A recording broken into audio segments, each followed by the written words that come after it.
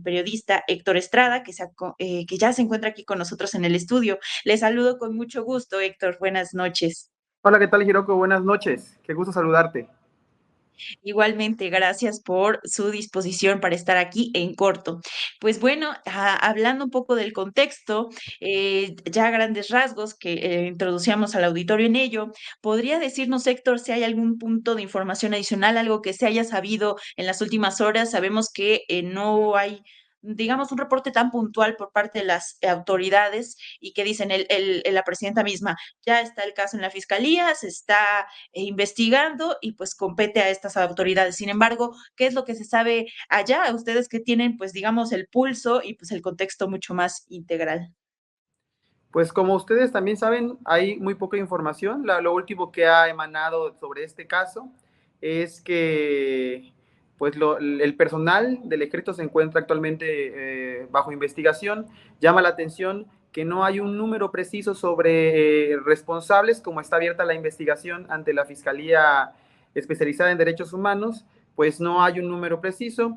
Han informado actualmente que se ha abierto una comunicación ya con las autoridades consulares de los países, de las personas que están involucradas, tanto las personas fallecidas como pues las personas que se encuentran heridas o lesionadas.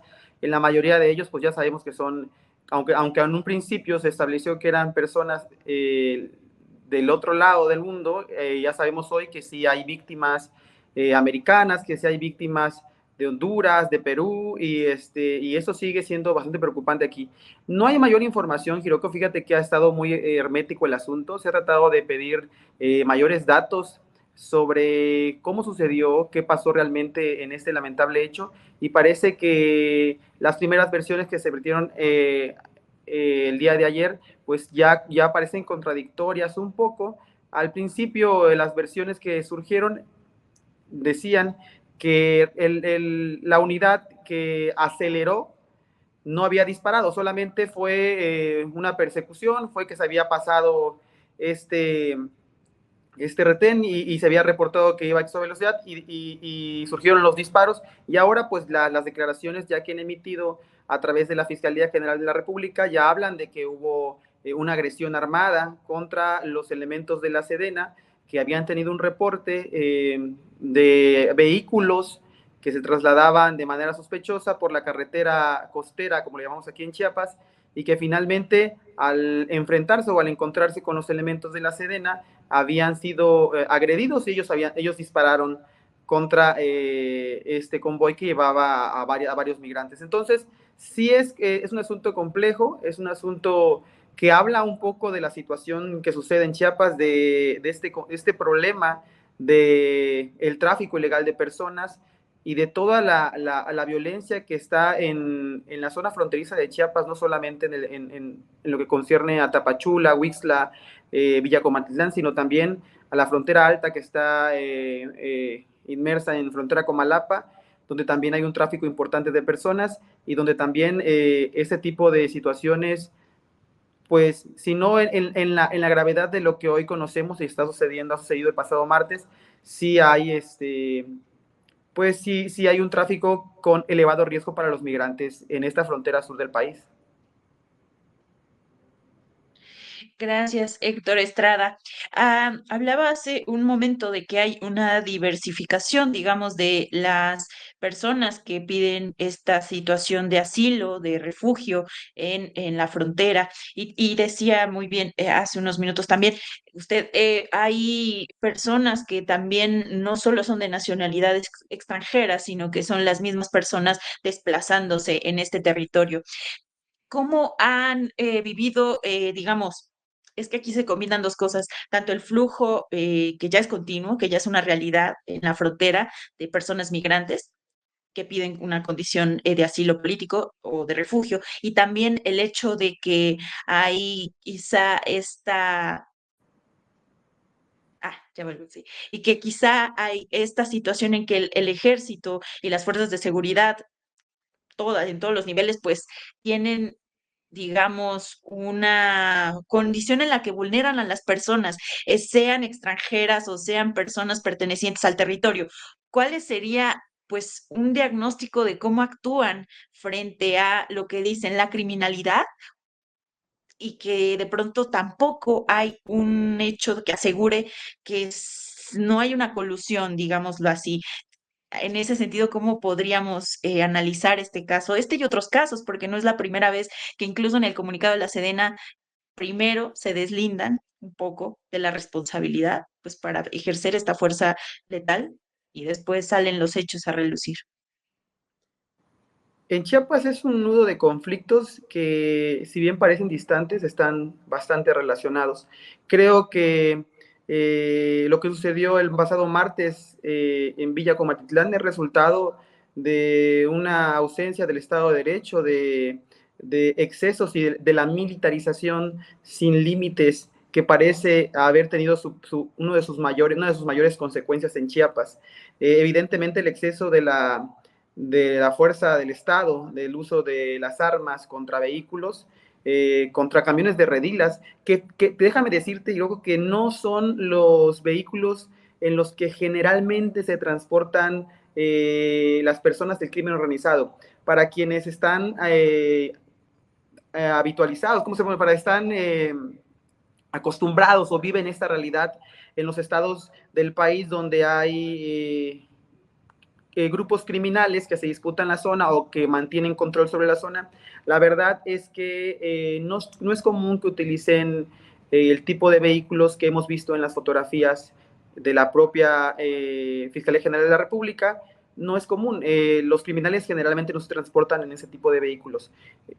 Lo que sucedió el martes es una mezcla, porque en primera instancia la Sedena aseguraba que repelió una agresión armada porque creyeron que quienes se transportaban dentro de estos vehículos eran personas del crimen organizado, y al final de cuentas pues resultaron ser migrantes, pero sí hay una serie de dudas que se generan en torno a los hechos.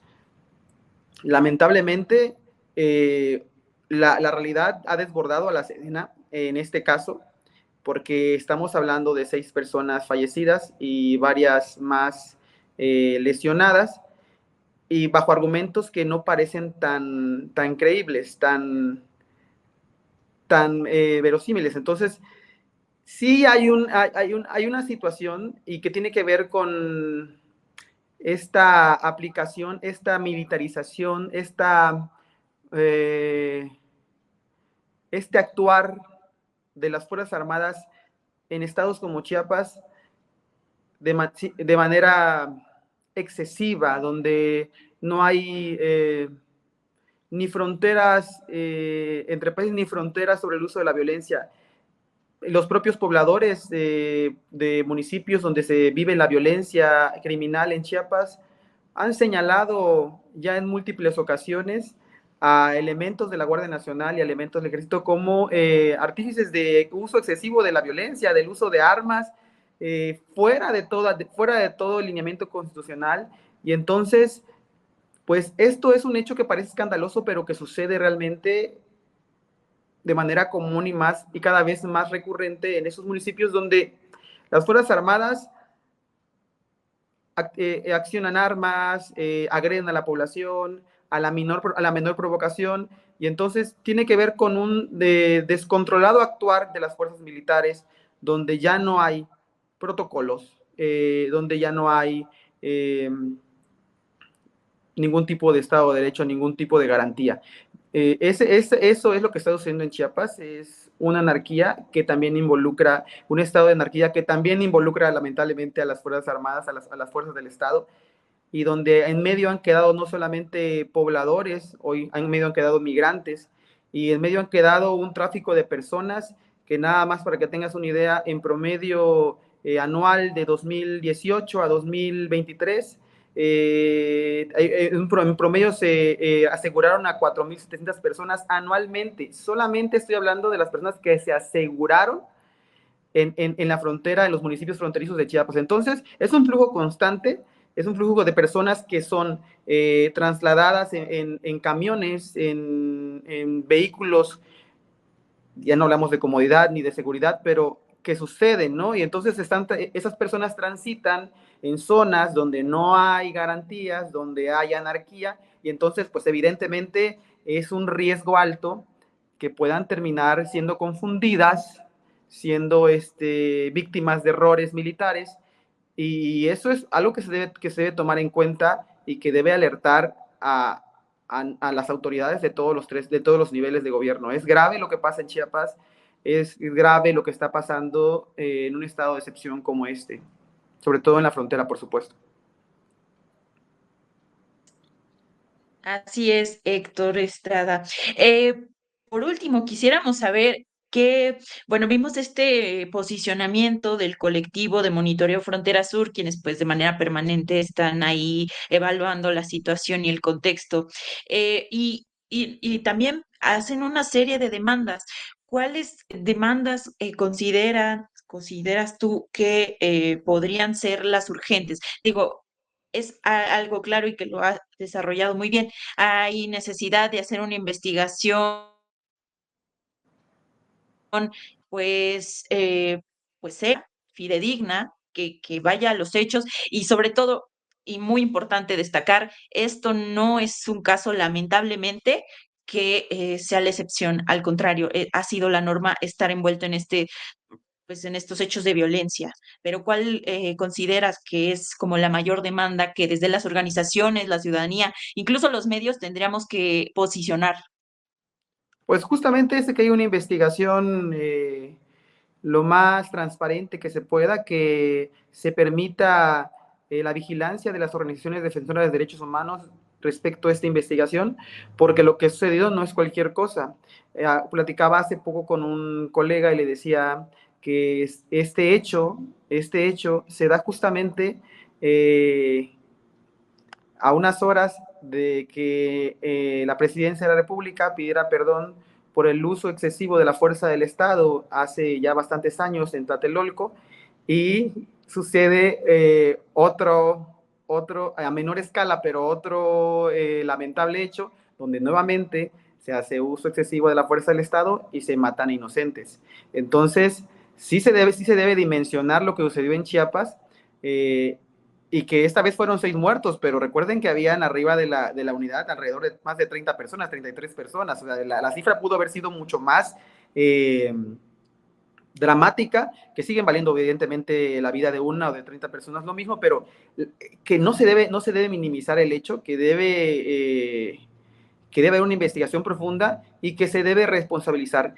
Esperamos, como periodistas y desde quienes trabajamos el tema de derechos humanos, que sí haya justicia, que no se encubra a ningún mando, a ningún militar, a todos los que tengan responsabilidad en el hecho, y por supuesto que se permita, como repito, la vigilancia de la investigación mediante las organizaciones que aquí en Chiapas han trabajado durante décadas en los derechos humanos y que están perfectamente reconocidas. Ojalá se les permita dar esta vigilancia y seguimiento a la investigación para que por lo menos se siente un precedente, y pues más allá, ojalá el Estado de Derecho se recupere en Chiapas para que al menos este tipo de riesgos se minimicen un poco, pero bueno, es mucho pedir.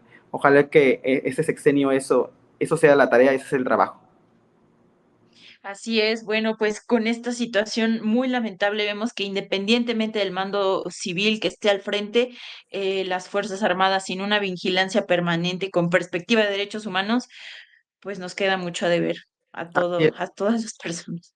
A todos terminamos si no hay vigilancia, si no hay garantías, si no hay orden ni Estado de Derecho, cualquier persona, llámese del Estado, llámese de los cosas criminales, se convierten inmediatamente en un riesgo para los civiles. O sea, si no hay garantías de nada, un arma sigue siendo un arma contra personas inocentes. Pues muy fuerte, pero agradecemos totalmente pues tu participación en este espacio. Los micrófonos de un 2x3 siempre abiertos y gracias por tu colaboración, estimado Héctor Estrada. Muchas gracias, Hiro, con gusto a ti. Muchas gracias a ti por la invitación. A la orden.